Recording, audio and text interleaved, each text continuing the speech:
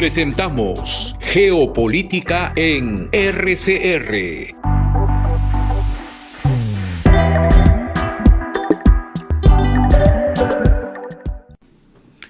Amigos, muy buenas noches.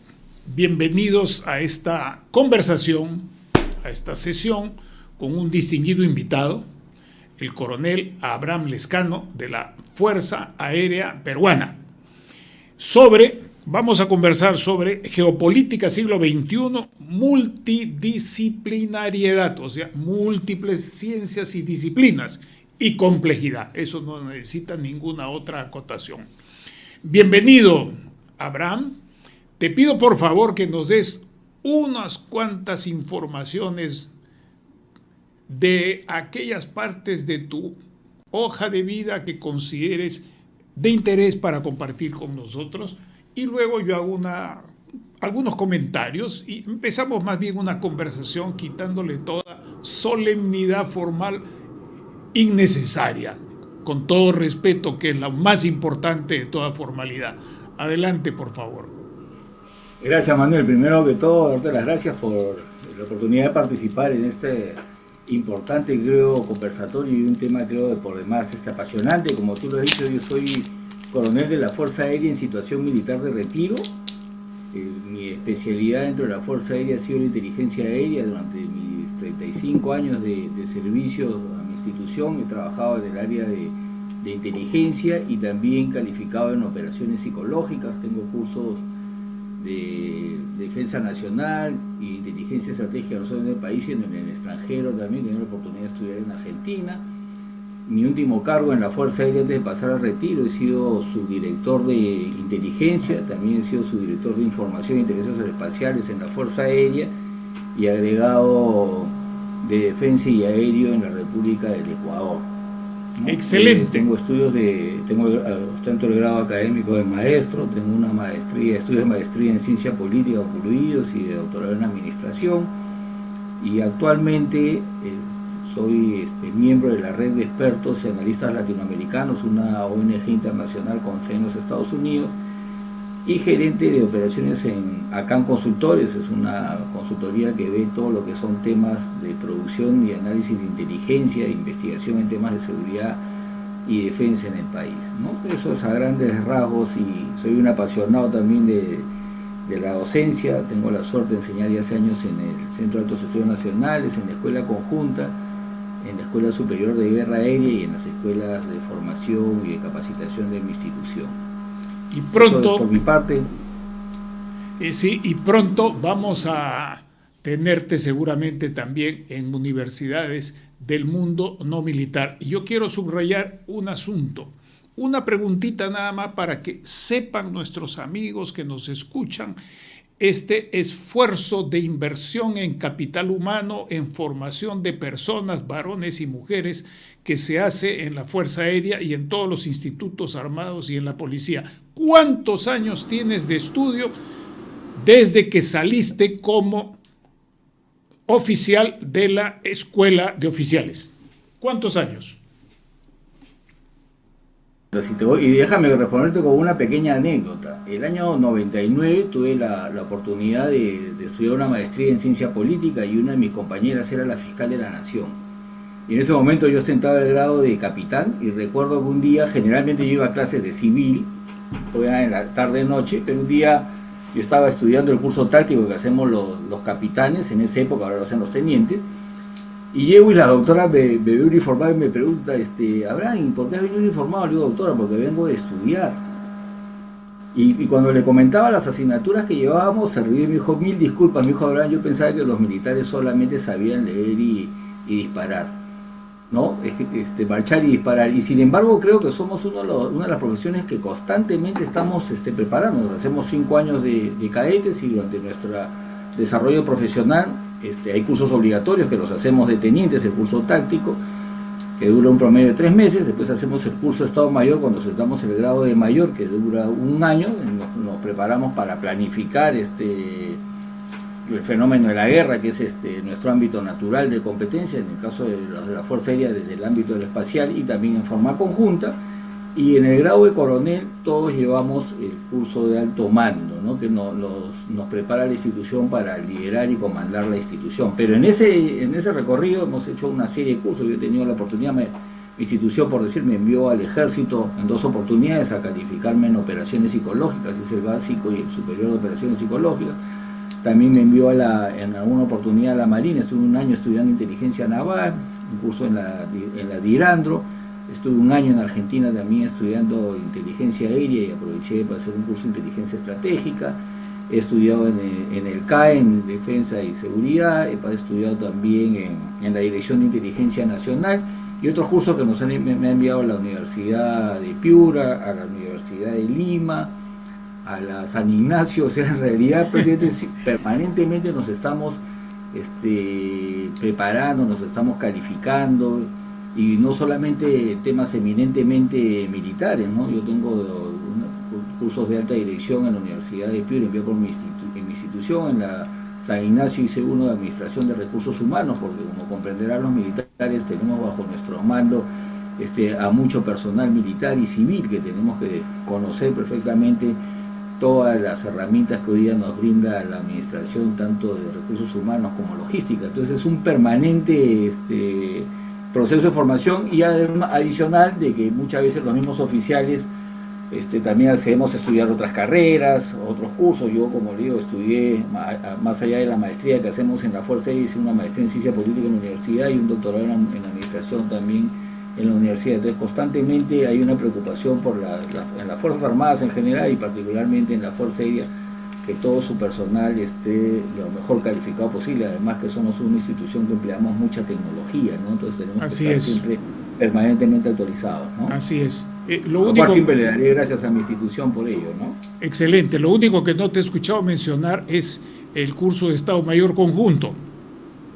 Sí, efectivamente, en la época que yo hice el curso de Estado Mayor, en realidad lo hacía cada uno en su institución, y hacíamos una parte del curso Estado Mayor Conjunto. Ya posterior a mí, porque yo ya tengo 56 años, ya en los últimos años ya las promociones hacen, además del curso que hacen en su institución, el curso conjunto, ¿no? Porque hoy día la realidad es que estamos operando en forma conjunta. Yo he tenido la oportunidad de servir en zona de emergencia, estuve también en el Comando Especial del BRAE, en el Estado Mayor Conjunto. Ahí estábamos de los 3 institutos, en cada una de las dependencias en las que laborábamos, había oficiales del Ejército, de la Marina, de la Fuerza Aérea. Entonces son cursos ya obligatorios. Es más, la tendencia hoy día es que todo sea conjunto, ¿no? Tenemos que conocernos, integrarnos, no somos iguales los institutos armados, uno no es mejor que otro, simplemente somos diferentes. Y complementarios. Porque su ámbito de competencia es diferente, los sistemas de armas que empleamos son diferentes, por lo tanto nuestra doctrina de empleo también es diferente, pero tenemos que integrarnos, ¿no? Porque hoy día el fenómeno de la guerra hace que trabajemos en conjunto, y también para las actividades de desarrollo en las que participan nuestras Fuerzas Armadas, en apoyo a la defensa civil, al orden interno, a todas aquellas actividades que la Constitución nos demanda, es un accionar conjunto, ¿no? Perfecto. Esto nos hemos tomado unos minutos, estimados amigos, porque es importante que todos estemos bien informados sobre las capacidades humanas que tenemos en el Perú y en otros países. Todavía hay prejuicios gigantescos, muy grandes, contra los miembros de la Fuerza Armada, y de rebote contra aquellos civiles que tenemos alguna preparación, alguna información, y en mi caso además preparación en política y gestión de la defensa nacional relacionado al accionar de lo que antes llamábamos organismos superiores del Estado. También hay un prejuicio, dice, estos son militaristas. Esas son tonterías, es crasa ignorancia, y necesitamos difundir más estos procesos de integración entre los mundos militar y el mundo civil empresarial, académico, el mundo civil obrero, el mundo civil campesino, el mundo civil informal, porque todo ese conjunto hace lo que es el pueblo del Estado peruano y las instituciones del Estado. Aquí me quiero quedar. Entonces te invito ahora a que nos digas cuál es tu idea central sobre el tema para luego empezar a conversar. Nos quedan 45 minutos. Excelente, Manuel. No, primero, interesante el planteamiento que haces de evidenciar que todo el personal de las Fuerzas Armadas, tanto oficiales, técnicos, oficiales, constantemente estamos en un proceso de preparación porque entendemos que tenemos que brindar ese servicio que por vocación nos alistamos en la profesión de las armas en nuestras diferentes instituciones, nos demanda esa capacitación. Hoy día la defensa y el desarrollo de cualquier país va de la mano, y finalmente nosotros somos ciudadanos que en un periodo de nuestra vida usamos uniforme, pero queremos no solamente salvaguardar los intereses del país, la seguridad y la defensa, sino sobre todo vivir en un país que siga creciendo, ¿no? Día a día, que nos alcancemos el desarrollo, y creo que ese es el interés que tenemos todos los peruanos. Hoy que estamos viendo esos temas de geopolítica, y posiblemente yo tengo el sesgo que al ser oficial de inteligencia siempre lo jalo a riesgos y amenazas, ¿no? Perfecto, adelante. Además vivimos en eso, riesgos y amenazas mundiales, incertidumbre, para no empezar a quejarnos del país como hace mucha gente ahora. Adelante, que te escuchamos. ¿No? Entonces, estamos viviendo en un mundo sumamente complejo, difícil, complicado, muchas veces hasta difícil de predecir. Creo que ya todos somos conscientes que estamos en un mundo que hay una lucha por la hegemonía mundial entre Estados Unidos y China y las denominadas potencias emergentes. Estamos viendo una guerra ya de más de 3 años entre Rusia y Ucrania que está implicando a muchos más países, ¿no? Porque hay un sector de países que apoyan a Ucrania, otros a Rusia, y está generalizando o puede generalizarse a una mayor confrontación. Hay problemas en Medio Oriente que en algún momento se estaban tranquilizando las aguas. Los que habían inventado o habían desarrollado ese concepto de guerra híbrida, que eran los judíos, esta organización terrorista de Palestina les hizo una guerra híbrida, los invadió por mar, tierra y aire, se llevó una serie de ciudadanos israelitas, y finalmente ha desencadenado una violencia que ya lleva más de 50 y tantas mil víctimas en este país, y además ha encendido toda la región, ¿no? Ha habido ataques inclusive entre Israel y Irán, 2 países que ni siquiera tienen fronteras comunes, que podrían desencadenar una mayor confrontación. Hay tensiones también en el mar de China por el tema de Taiwán, que es evidente, y últimamente en estos días estamos viendo también unas tensiones entre Pakistán y la India, ¿no? 2 potencias nucleares. Entonces el mundo en general es un mundo que se está desarrollando. Y otra tensión que se viene, en el África por el uso de las aguas del río Nilo y las represas de Etiopía. Nadie menciona eso, pero ahí cerca se están matando, ahí nomás está Sudán, en una guerra que ya tiene varios años. Así es, ¿no? En general en el mundo, por eso muchas veces ahí dicen, no van a haber guerras, ¿no? ¿Para qué tenemos fuerzas armadas? El fenómeno de la guerra ha desaparecido. Mientras que el hombre siga viviendo y haga esas ambiciones por querer tener más recursos, más poderes, la posibilidad que exista algún tipo de conflicto armado siempre va a estar vigente, ¿no? En nuestra región somos conscientes que no solamente han existido algunos conflictos armados entre países. Nosotros hemos tenido una guerra, hace muchos años con Chile, con algunos conflictos con Ecuador, pero más allá de esos temas también vivimos un escenario complejo, porque somos países donde hemos tenido la violencia desatada por organizaciones terroristas, ¿no? Organizaciones que subvertieron el orden, alzados en armas y a nombre de ideologías hoy caducas, sembraron el terror en nuestro país, ¿no? Y ahora todavía hay otra cosa. Ahora hay otra cosa más que hemos conversado el otro día, menciónala también, yo la enuncio, y es todo el arco fronterizo del norte del Perú, y con tendencia también a reproducirse entre Puno y Madre de Dios, en la zona de Madre de Dios Acrepando, completamente infestada por elementos ilegales, no solamente desarmados, sino armados.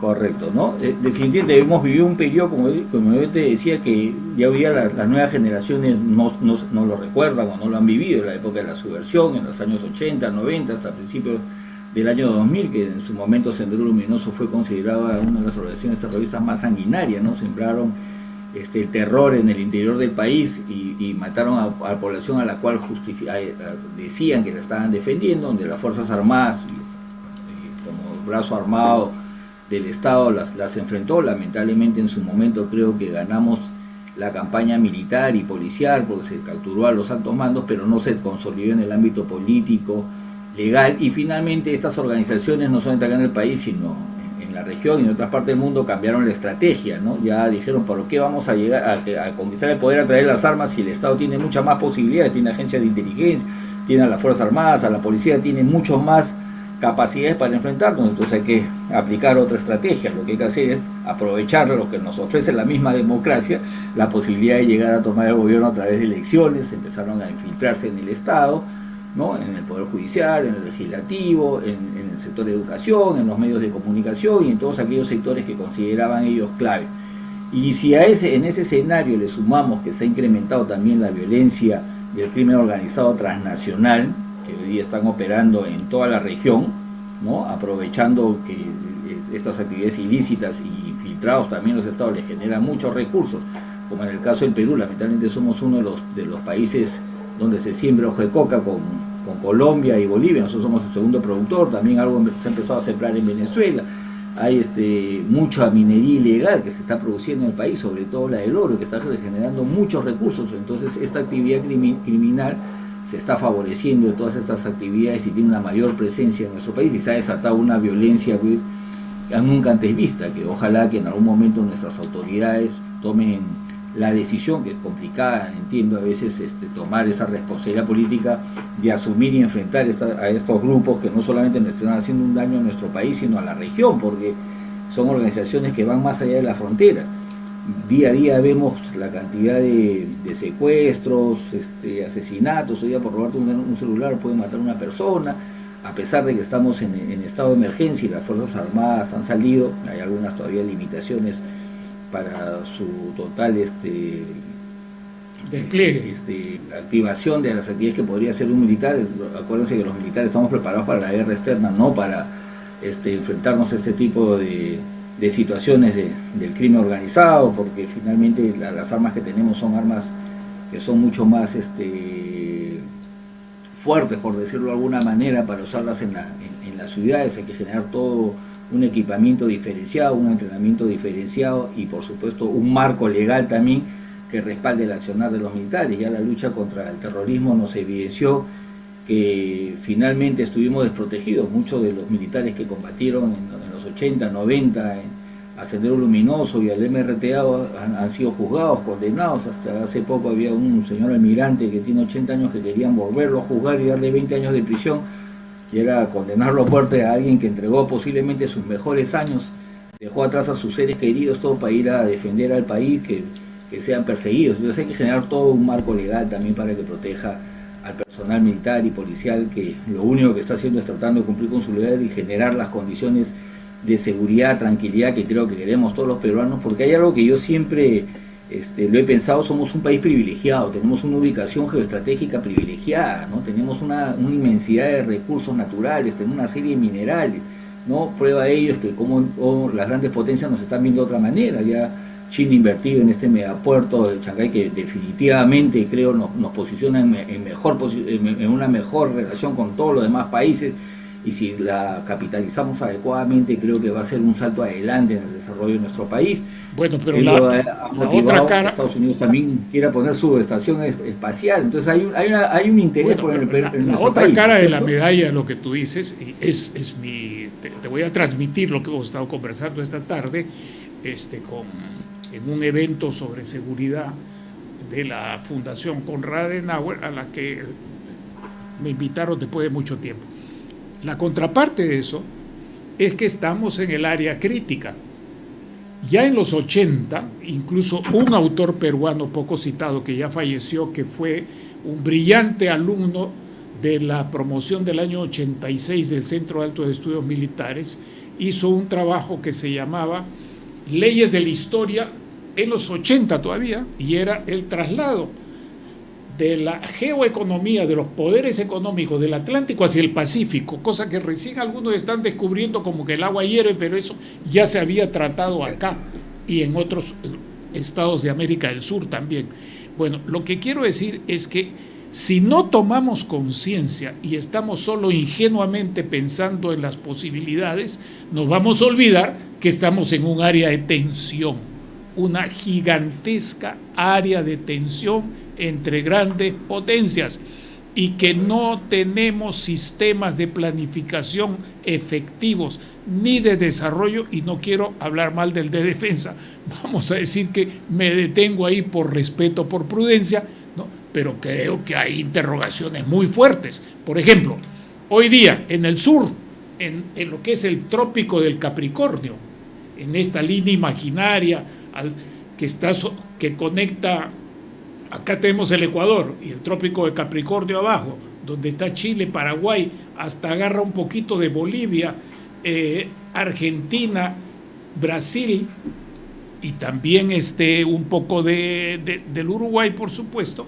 Se están haciendo ya ferrovías y se están haciendo redes de transporte, y aquí en el Perú no tenemos ni un solo estudio de factibilidad de ferrovías, de hidrovías y de otros sistemas que hagan pensar en responder bien cómo vamos a conectar Chancay, Hilo, Marcona u otros puertos con el Atlántico. Ahí me quedo en el comentario y te sigo dando la palabra.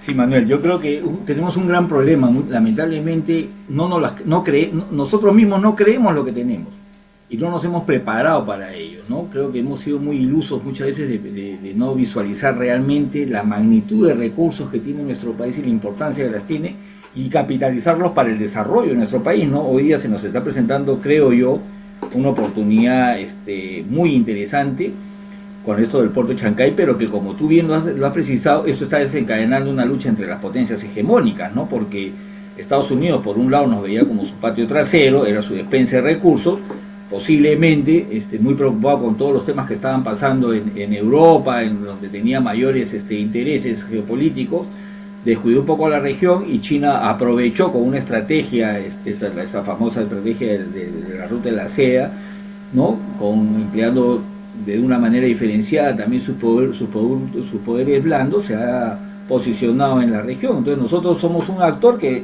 está en medio de esa confrontación, pero tenemos que verlos como una oportunidad, ¿no?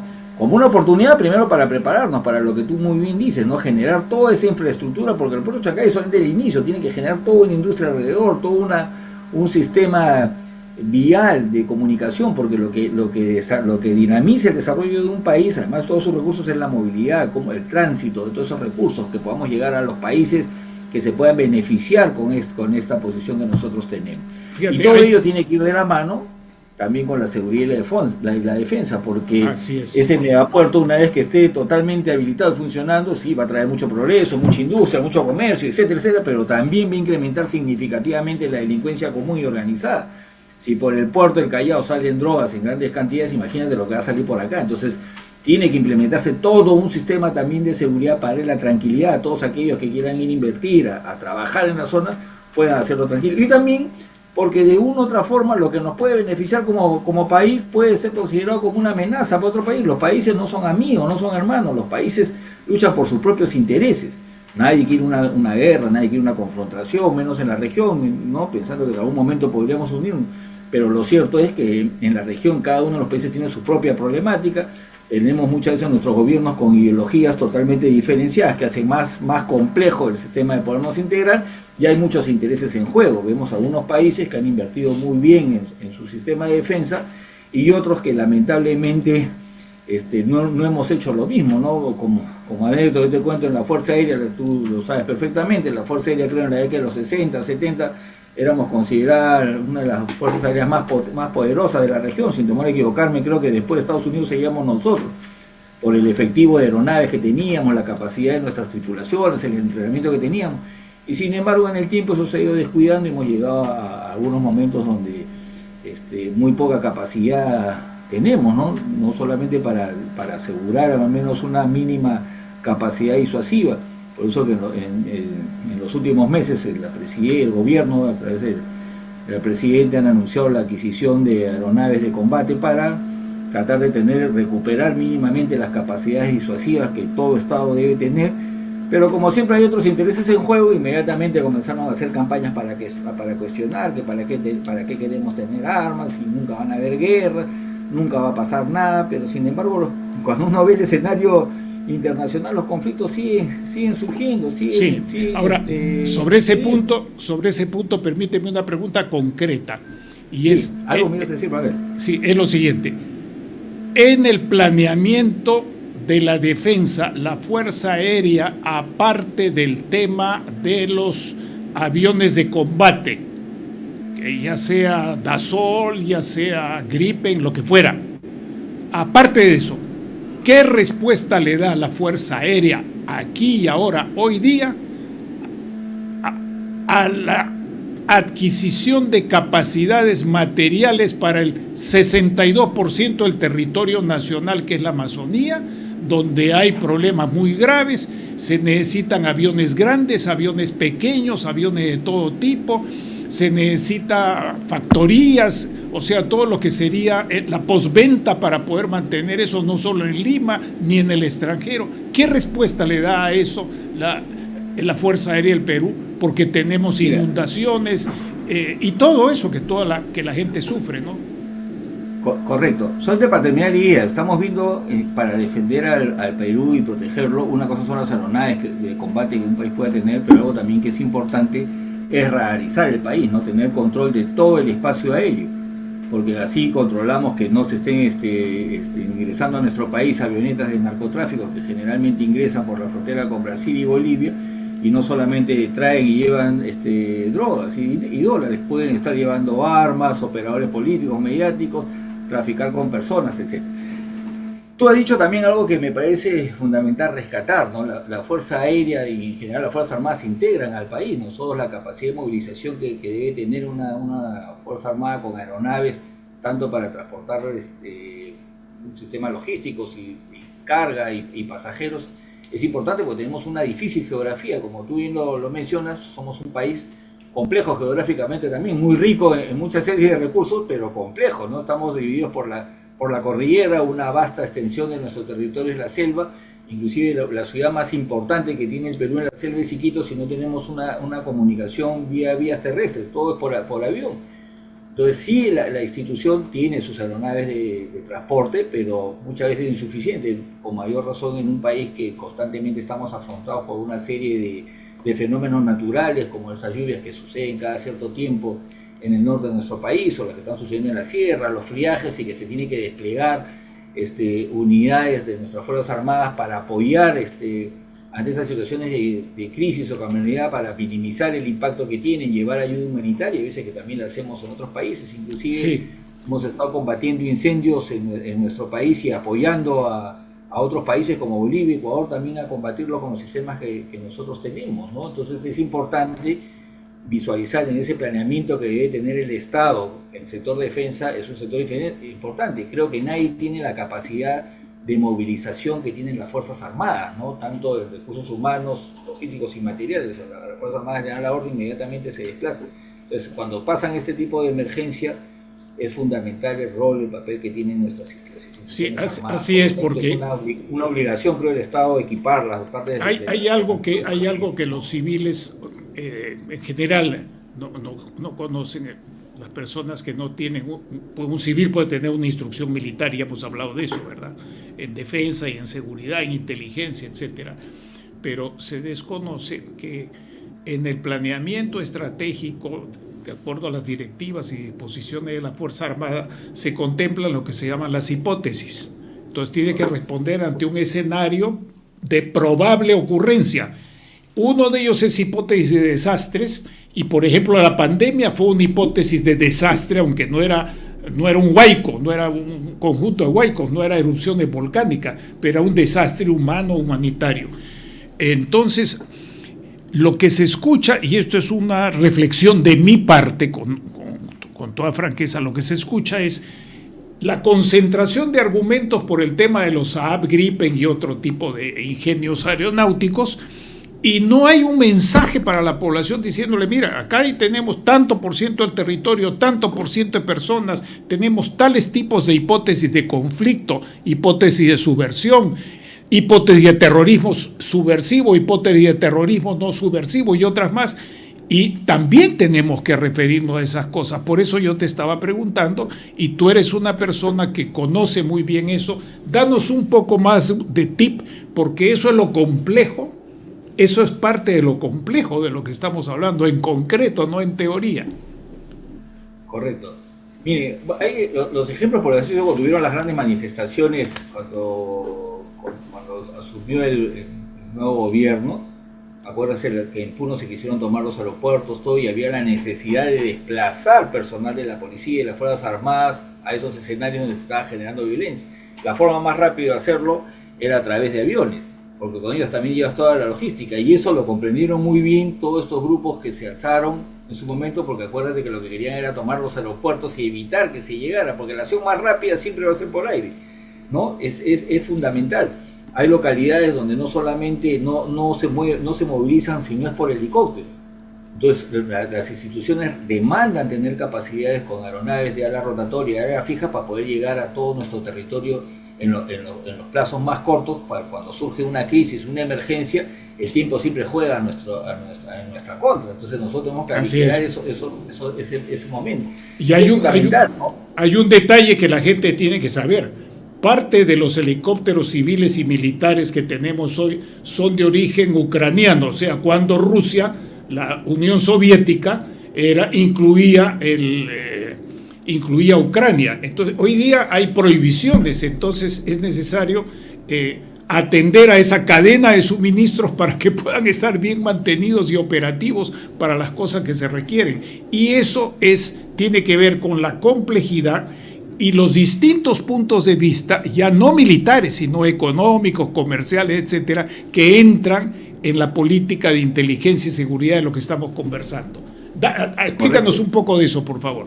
Correcto, porque acuérdate que siempre las adquisiciones son convenios también estratégicos con los países, ¿no? Cuando son sistemas de armas, todo. Muchas veces hemos pensado que solamente comprar las aeronaves, pero a esas aeronaves hay que asegurarles un presupuesto para que tengan horas de vuelo, tengan su mantenimiento, las tripulaciones estén plenamente operativas.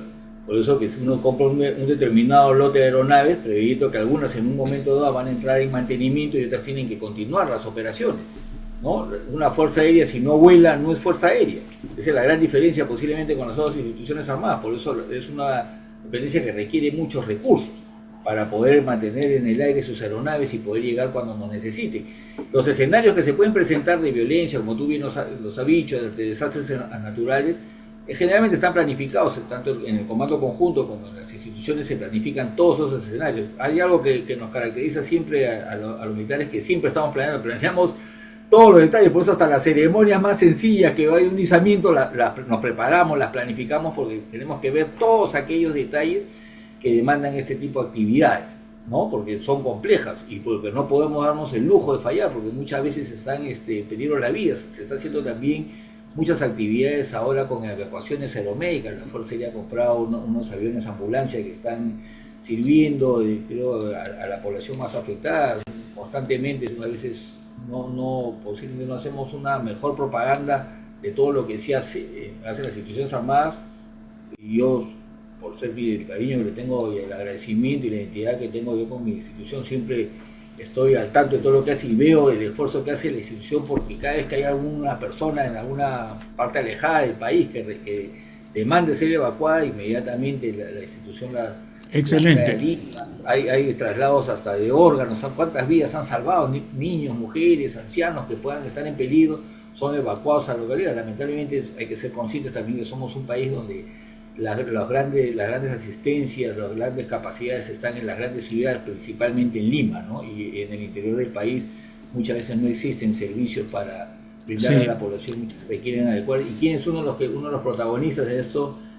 Los médicos, la salud, todo, pero las aeronaves de las Fuerzas Armadas y de los Fuerzas Aéreas. Sí, esto que tú dices yo lo complemento simplemente diciendo que el esfuerzo de inversión del Estado y de los particulares debe ser también en el desarrollo de una buena aviación civil, que en eso hemos ido hemos bajado, no tenemos la aviación civil que por lo menos yo comparo con años anteriores teníamos en su época, ¿verdad? Cierro este punto Y me gustaría que compartieses con nosotros, además de todas estas precisiones que nos has dado, bastante ilustrativas, no solo por tu cariño, sino que estás obligado por tu conocimiento y por tu experiencia, ¿verdad? Estás devolviéndole al país lo que el país ha invertido en un profesional como tú y como muchos de tus compañeros militares, pero también civiles, que los hay en el mundo regular de la Fuerza Aérea y de otros institutos militares y policiales.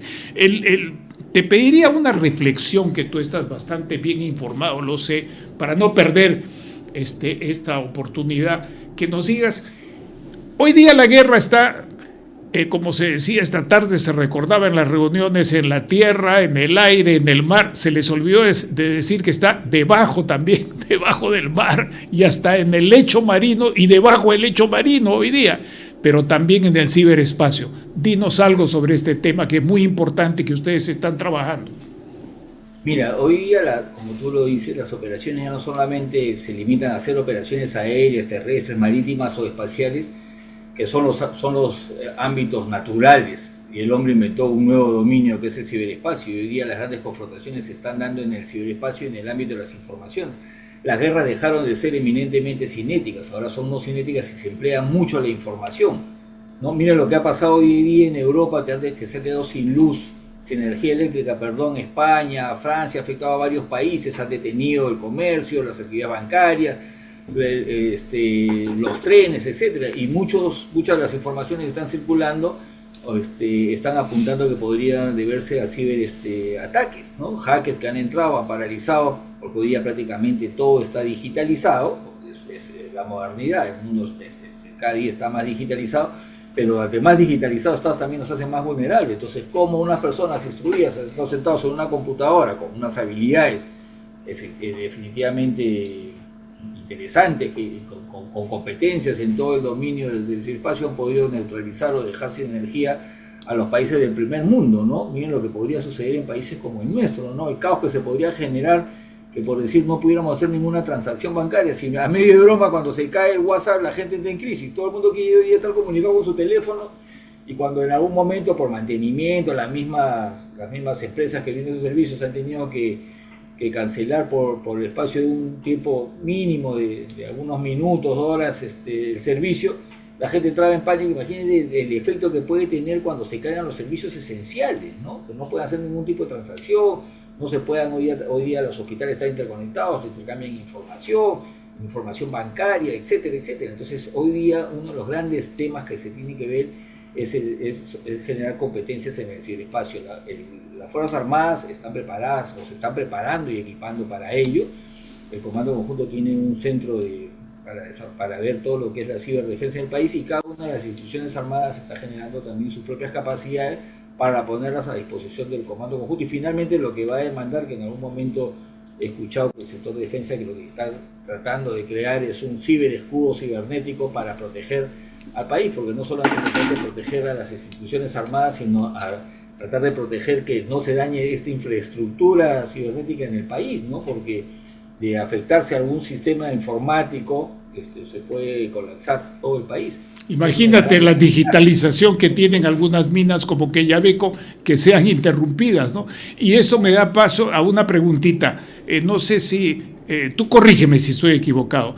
Siempre se ha considerado que comunicaciones es un servicio, es algo así como una función de apoyo a los órganos de línea, entre la vieja clasificación de staff and line. La pregunta es, hoy día, ¿esta actividad de ciberespacio es solo un apoyo o es un arma? No, eso es fundamental. Es más, en algunos países del mundo están creando ya instituciones, así como hay ejército, marina, fuerza aérea, defensa aérea, es una institución que se dedique solamente a realizar operaciones en el ciberespacio.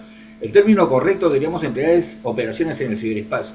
Las Fuerzas Armadas están generando esas capacidades, y en algún momento, así como hay oficiales, pilotos de defensa aérea, fuerzas especiales, en el ejército de infantes, artilleros, o nuestra marina submarinistas, oficiales de superficie, estoy seguro que más temprano que tarde vamos a tener oficiales y personal de ellos expertos y especialistas solamente en realizar operaciones en el ciberespacio, que demandan tener algunas competencias particulares. Hoy día es fundamental. Es más, no solamente las operaciones en el ciberespacio, hoy día todo lo que se entra a denominarse operaciones de información, ¿no?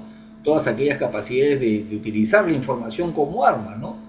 Que antiguamente hablábamos solamente de operaciones psicológicas o propaganda de guerra, hoy día se está hablando de operaciones de influencia, de relaciones políticas, diplomáticas, publicidad, marketing, una serie de actividades que tienen que ver con la información, ¿no? Hoy día la guerra no solo se realiza en un campo de batalla, se está realizando en internet, en las redes sociales, en los medios de comunicación, en la prensa. Bueno, ¿no? y estamos hablando no solo de guerra, sino de desarrollo. Mi pregunta concreta es, ¿cómo aprecias tú, tu opinión como ciudadano, como persona, a la siguiente pregunta?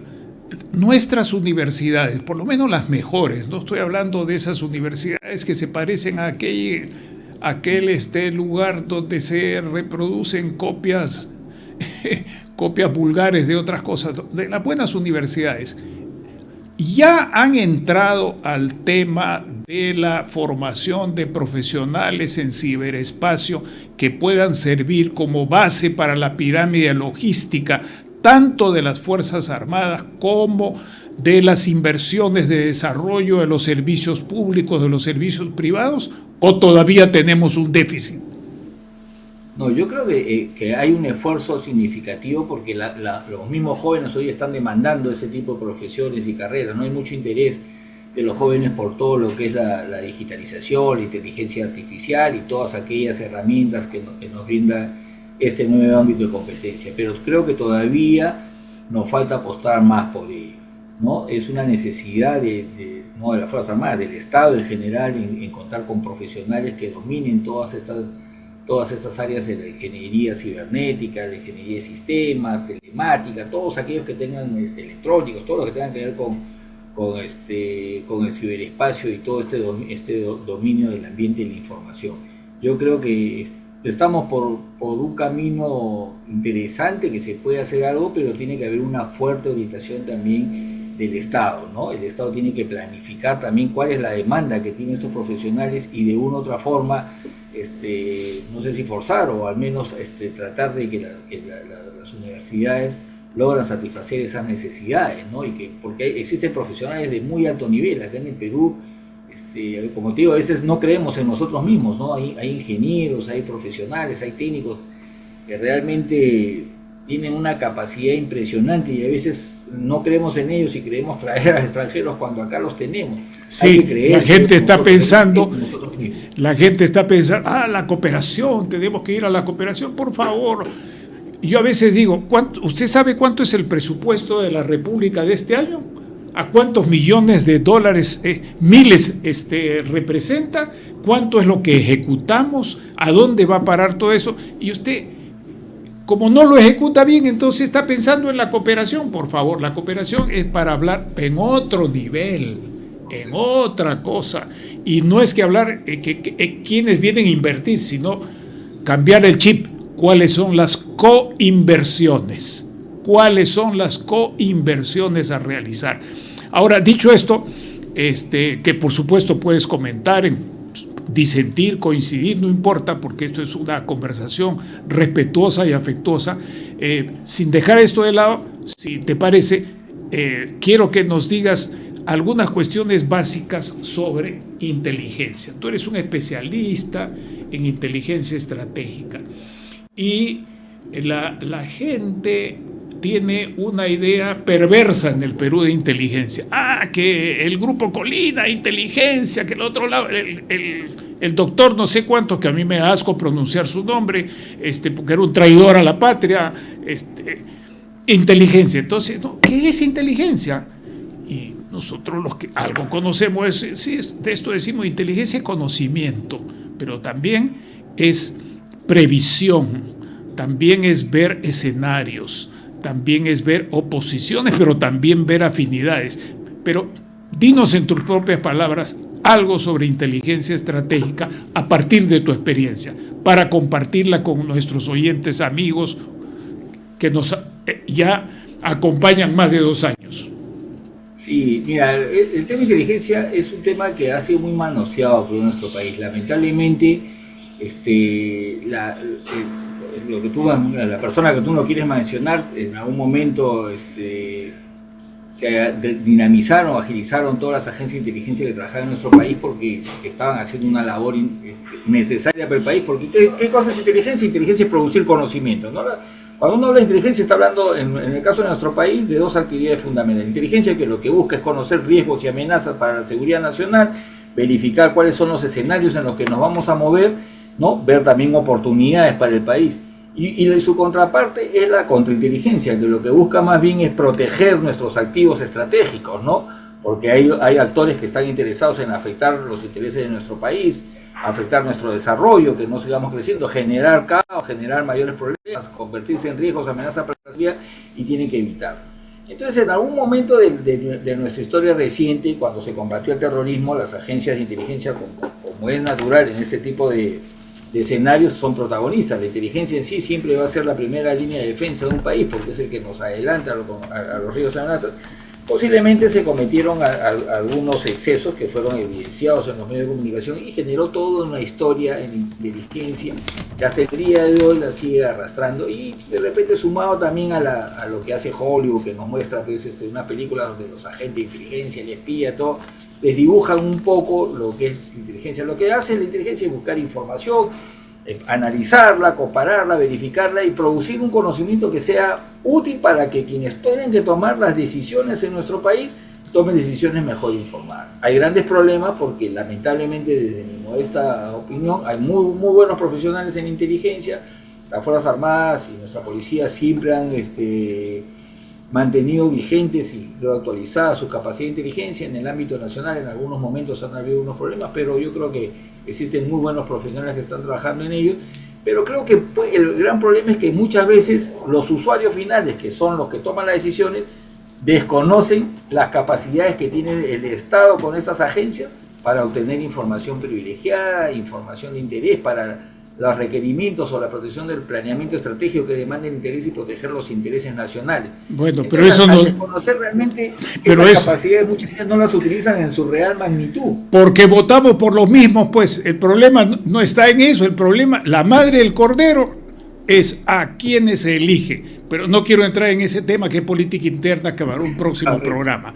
Solamente quiero decir que si usted no escoge bien a los que dirigen, pone en una encrucijada realmente casi de crucifixión a los que saben en materia de desarrollo, de defensa y de seguridad, porque están bloqueados por la norma. Ellos no son los que dirigen, son los gestores desde organismos superiores altos del Estado hasta en todo el territorio. Pero si seguimos votando por los mismos, preguntémosle a Einstein qué dijo de aquellos que pretenden cambiar resultados siguiendo el mismo método. Ese es nuestro problema. Dejo de lado, perdóname la interrupción, no era el tema estrictamente, pero sí quiero preguntarte un último. La función de la política exterior en la generación de inteligencia, servicio diplomático y otros servicios de política internacional, donde están también ustedes, que tienen agregados, que tienen misiones, etcétera. Dinos un poco de eso, porque en este mundo de interrelación y de complejidad hay que ver eso también como parte de un esfuerzo de todo el Estado, entendiendo como Estado lo público y lo privado. Adelante, por favor. Correcto, claro. Nuestros funcionarios diplomáticos, cuando están en el extranjero, tienen acceso a información privilegiada, ¿no? Por el mismo hecho que se relacionan con una serie de autoridades, están en los diferentes países, participan de una serie de actividades que organizan los estados en las cuales están realizando sus funciones, tanto los diplomáticos como los militares que están también en misión diplomática como delegados de defensa o aéreos, terrestres o navales de sus países. Entonces, son una muy buena fuente de información, ¿no? Porque definitivamente lo que nosotros tenemos que velar son por los intereses del país.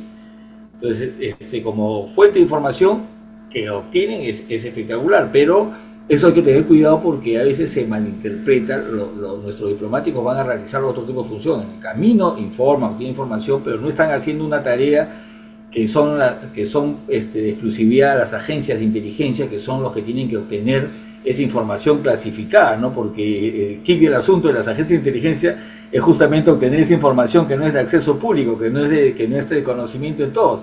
es aquella información que trasciende a la seguridad de un país y que posiblemente esté más protegida, más resguardada. Entonces tienen esas agencias una serie de capacidades para obtener ese tipo de informaciones, analizarlas, compararlas con otras, cruzar. Inclusive hoy en día, cuando hemos comenzado a hablar, las amenazas son transnacionales, entonces las mismas agencias de inteligencia del mundo cada día comparten más información, ¿no? Porque los tiempos de respuesta cada vez son más breves. E inclusive no solamente comparten información, hoy se está empleando también capacidades tecnológicas, esto de la inteligencia artificial, para también permitirnos obtener mejores informaciones. Yo recuerdo cuando comenzaba mis primeros años en inteligencia, los grandes problemas que teníamos era que no existía mucha información, ¿no? Todos estábamos prendidos de la radio, de la televisión, llamando a todas las unidades de las instituciones armadas para saber qué estaba pasando, por decir, con la subversión en el país, ¿no? Había una carencia de información. Hoy es todo lo contrario, hoy hay un exceso de información, basta dar un clic en un buscador y nos puede aparecer una infinidad de informaciones y desinformaciones y malinformaciones. Hoy día más bien hay un exceso y hoy día se requiere que los analistas, quienes procesan esas informaciones, tengan capacidades diferenciadas para saber identificar de dónde proviene y cuál puede ser una buena o mejor información. Y algo también importante que hoy día, inclusive en el ámbito militar, ese análisis ya tiene que ser multidisciplinario, ¿no? Porque hay tantas posibilidades, tantos actores en la escena, tantos intereses en juego, que hoy día cualquier agencia de inteligencia, tanto civiles o militares, demanda tener equipos multidisciplinarios, donde no solamente hayan, por decir en el caso de la producción de inteligencia militar, hayan solamente oficiales de inteligencia, tienen que haber oficiales de otras especialidades que conozcan también otras actividades diferenciadas, sociólogos, antropólogos, politólogos, abogados, arquitectos, es más, durante más profesiones hagan, posiblemente estos análisis serán mayores porque vivimos en un mundo global, integrado, interdependiente, sumamente complejo, ¿no? Con fenómenos sociales que se están presentando a veces que no los visualizamos a tiempo, ¿no? Esos famosos cisnes negros, ¿no? O los rinocerontes grises, que son de las teorías que han salido, que cuando aparecen tú dices, pero sí, era evidente que iba a suceder, ¿cómo no los visualizamos en su momento para tomar acciones? Entonces hoy día nos están obligando también a las mismas agencias de inteligencia a formar grupos con varias profesionales de diferentes áreas, ¿no? Que tengan percepciones diferenciadas sobre un mismo escenario, sobre los mismos actores, riesgos o amenazas que se pueden percibir como una amenaza para el desarrollo de nuestro país, la seguridad y para la misma democracia, ¿no? Hoy día creo que todos tenemos que ser conscientes que la seguridad va de la mano con el desarrollo del país, ¿no? No podemos capitalizar el desarrollo y abandonar la seguridad, sino todos tienen que ir de la mano. Es como cuando nosotros tenemos nuestra casa, vamos teniendo más cosas en nuestra casa, nos compramos algunos artefactos eléctricos, tenemos mejores equipos, ¿no? La vamos arreglando mejor, le vamos poniendo más medidas de seguridad, no la dejamos abierta. Ese es un concepto muy doméstico que les digo deberíamos tener en el país. Si estamos en crecimiento, tenemos que fortalecer nuestro sistema de defensa y seguridad. Defensa para si es que en algún momento existen intereses contrarios con otros países que quieran limitar nuestro desarrollo, y también para evitar que gente de mal vivir en nuestro país, con intereses totalmente subalternos, puedan tratar de afectar el desarrollo que creo que estamos nosotros encaminados, o que debemos estar encaminados, porque, como te lo digo, yo soy convencido que somos un país privilegiado, tenemos todo para ser un país desarrollado, ya deberíamos estar entre las potencias emergentes, solamente nos falta creernos y comprometernos y trabajar para ello, ¿no? El país creo que se lo merece, y los que estamos hoy en día viviendo tenemos que dejarle un mejor destino para nuestros hijos, ¿no? Creo que es una obligación de nosotros. Muchas gracias, Abraham. Te agradezco particularmente por la claridad, esa capacidad docente que tú tienes, la claridad, la sencillez, pero al mismo tiempo el rigor con el que te has expresado ante las cuestiones que yo te he transmitido. No me las he inventado, sino que las voy recogiendo, porque ese es el método de hacer preguntas o recoger preguntas de la gente, para no hablar de discurso político del pueblo, recoger preguntas de las personas de distintos sectores y trasladarlas a los políticos, a los diplomáticos, a los maestros, a los médicos, a los militares en este caso, ¿no? Y creo que lo que tú nos has compartido en este programa es muy valioso y nos compromete a continuar en esto, y a pedirte también que nos recomiendes a otras personas, como lo has hecho antes, del Perú o del extranjero, para conversar estos temas en este servicio público no partidario, que es este programa, imparcial, trata de ser objetivo, pero es sobre todo imparcial y pluralista, así como también en otras actividades fuera del aire, fuera del ciberespacio que podamos nosotros tener. Te agradezco mucho tu tiempo y por compartir tus conocimientos con talento y con buen talante. Buenas noches, muchas gracias.